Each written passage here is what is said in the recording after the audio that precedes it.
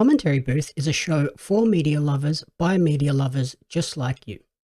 If you want to support the show, go to pariomagazine.com.au. Speaking of sort of athletes in a way, the other documentary I checked out was called The Last Mountain, which is a 2022 documentary directed by Chris Terrell, and it focuses on some internationally renowned mountaineers, Alison Hargreaves and her son Tom Ballard, and they both died in climbing accidents uh, within like 100 miles of each other, which was pretty crazy.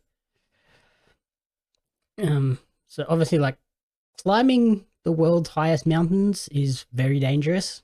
Although, like, a lot of people want to climb Everest, it is still a very dangerous thing to do. So Kate died climbing K2, not even Everest. Like, she died climbing the second highest mountain. And basically, she was on her way back down, and then a storm hit and just took the whole climbing party out. And then Tom, after when he basically was 4 or 5 when that happened, him and his sister and their dad went over to the Himalayas and sort of trekked up to see the mountain, to see like where their mum passed away. And I feel that sort of instilled that passion in him of, okay, I want to do this too. And from there, he built a career as probably one of the most upcoming, exciting young climbers, and managed to scale a whole heap of mountains, and then decided to climb a mountain called Nanga Parbat in the Himalayas. And him and his climbing partner wanted to go up a path called the Mummery Spur. Terrifying name for a climbing path. And they ended up dying on that mountain, like I said, 100 miles away from where his mum passed away. And then that's where the documentary sort of kicks in, and it's all about watching his rise and using the clips from his social media and stuff of his experience on that mountain before going on that fateful climb. But then it also focuses on his sister and her journey to sort of go and see, go back to the Himalayas and see where he passed away and try to recover his body, which they can't do, unfortunately. But it's all about, How did he die? They fell, apparently. They're not 100% sure, but it looks like a sort of a storm came through and then they fell, and both of them were like, they were still tied together, so they obviously both fell and were gone. From the sounds of it, it wasn't a pleasant way to die. Like, it wasn't. I don't think dying on a mountain there ever is a pleasant way. Yeah, it didn't sound nice, and yeah, it's all about sort of Kate going and wanting to sort of see where he passed away, so that she can sort of get some sort of closure. Yeah, just I watch using all of the archival clips of his mum climbing, him climbing, and then the social media clips of him in the days leading up to it was really sort of made it really emotional film and sad. And then witnessing Kate go on that journey to see where he passed away after, and then tying that back into the journey she made to see her mum, where her mum passed away, just made it like hit at an even higher level. Because when she went back the second time to see Tom's resting place, she did the trek with the same Sherpa that carried her as like a 2-year-old for her mum, for the trip to see her mum. And it was just like hit super hard, because even he, when he saw her, just like started breaking down, like, this is not how I wanted to see you again and like reconnect. Like, this is not the reason I wanted you to come back here. I wanted you to come back for happy times or something. But sort of like a film all about obsession, heartbreak, and grief, basically. Very sad movie. Very Some pretty families just movie. are born into different things, aren't they? Like, I can't imagine my family being a climbing family like that. No. But then like, and then now Kate does like parasailing and paragliding and stuff. And it's like, surely you give up the crazy, hectic, dangerous lifestyle after two Stay people in away the from family. mountains, Kate. Yeah, no, she climbs them and jumps off them. Oh, at least she's got the parachute. Yeah. It is crazy now, though. Like when you see the clips of Everest and things now, it's one of those, I guess, sports that technology is kind of caught up to it a little bit. So everyone thinks they can do it, but you just can't fight weather like that. The same thing, I know we talked about big wave surfing, and it was the same thing. It was the big like life jackets you can pull on, and jet skis. So if you can afford a jet ski, you can afford a life jacket. People think they can surf 40, 50, 60 plus foot waves. Same thing, like sometimes those things are just going to catch you. Like it's swells Yeah. and storms they're scary.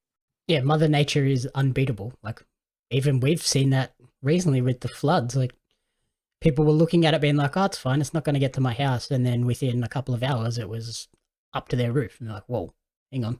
Yeah, they'll just underestimate floodwater and drive through it, and it's the same sort of a thing. Like, Yeah. sometimes you just got to respect Mother Nature and go, yeah, you're going to win this one. Yeah, exactly. Like, it's ridiculous. But with this movie, like, some of the shots are incredible. Like, beautiful shots of the mountains and stuff. And it's like, I can see why people want to go and see these places, but I don't think I'd ever want to go to the top of them. Like, it's Yeah, just well, I mean, so risky to get to the top. With Everest, like we're talking about planes flying, it's the same height that those jets cruise at is the top of Everest. Wow. I never thought of it that way. That's Yeah, and when you think about ridiculous. how high those planes are up when you're just standing at home and you see them fly over your house, that's how high those people are climbing up. So you're actually just dying once you get past a certain height. So once they're up there, their bodies are shutting down already, let alone the weather.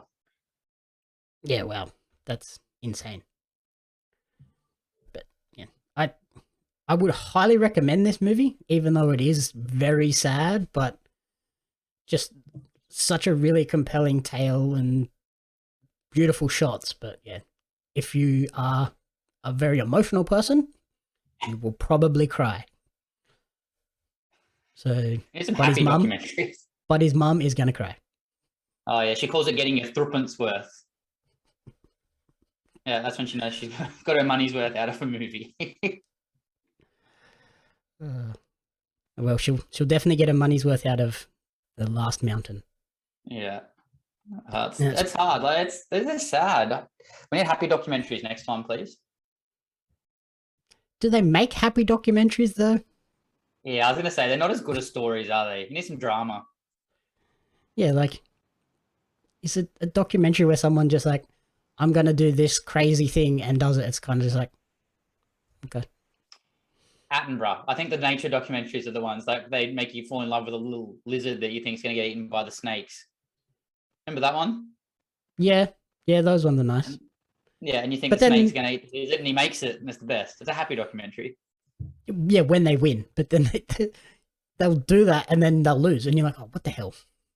You never know what you're gonna get with those documentaries. Like, you might get the happy ending, you might get the real sad, like, oh. Damn you, Attenborough. I guess some of the sport ones are kind of the happy ending, I guess. Depends on which team it is. I mean, at least Arsenal's going to be the new one. Apparently, I'm hanging for the new. I guess it's the All or Nothing season or something similar. But apparently, Yeah, they've got a camera crew with them this year. yeah, they're the next All or Nothing. But Oh bro, yeah. that is that really going to be a happy ending? If you make the Champions League, it will be. Are you going to make the Champions League? Really? Or You going to pay probably your will, because players we'll in get rubles, kicked out of the Chelsea? bloody thing. You take our spot because we'll get kicked out. Yeah, good. So you get Or have no rough night. players to fill a goddamn team because all our contracts expire and we're not allowed to renew them. Sucked it. Screw you. I saw that and I was like, how is that fair? That's not fair. Yeah, it is slack considering like he could see it coming and he tried to sell the team. Well, yeah, like he just gave it to the like fan support club basically and was like, you guys run this because they're going to screw me eventually. And then they still screwed him. Yeah. And if any, like, it just screws the players too. Like, there's probably players in there that were like, oh yeah, we're sweet. We're going through the motions of negotiating a new contract and it's going to go through. And now it's just like, no, you can't renew a contract. So now what do you do? But you can't be sold either. I guess that's the idea, though. The more pressure you have from high rolling billionaire, millionaire people to end a war, the more likely it is to happen. And sometimes you forget, though, you're watching soccer players in the EPL, you're literally watching millionaires play soccer against one another. Mm-hmm. Yep. They may as well all be running around in top hats and monocles. That'd be an interesting. Pretty much what they're like. That'd be a great watch. I started watching the new season of Drive to Survive. Yeah. And there's a Russian-funded team in there. I'm like, ooh, next season's going to be interesting. Yeah, I think I saw that. They pulled the drivers too, didn't they? I think this season, yeah, one of the drivers has been turfed out because he's not great. Yeah, fair enough. He's the son of the Russian owner of the team. I'll do it. And he just kept having crashes, and then I was just like, well, that puts the team boss in a hard spot. Like, I can't really sack the boss's son because you're crap, can I? No. Crazy. I just can't even comprehend they're having that much money. Make them, you know what I'd say? Make them race in top hats and monocles too.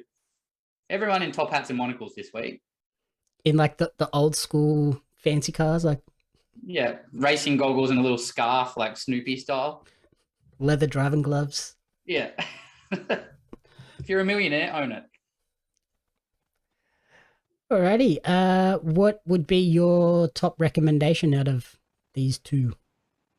I love the sound of the one that you watched, but I think just for highlighting the way that companies are trying to make money out of taking corners on the safety of everyday people, I think, Downfall of Boeing was a really good one on Netflix for me.